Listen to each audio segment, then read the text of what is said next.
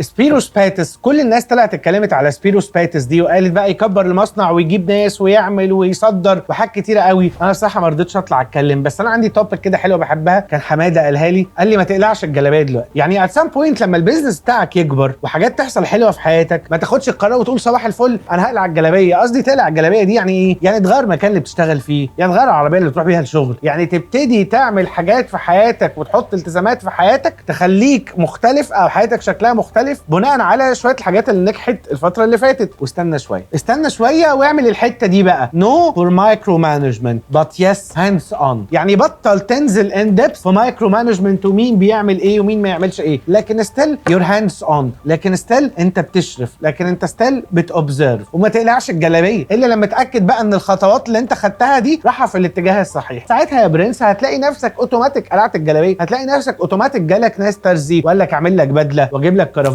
لكن انت لما البيزنس بتاعك يكبر ما تاخدش قرار ان انت كمان تكبر، استنى هو يبقى ستيبل وهو هياخدك معاه.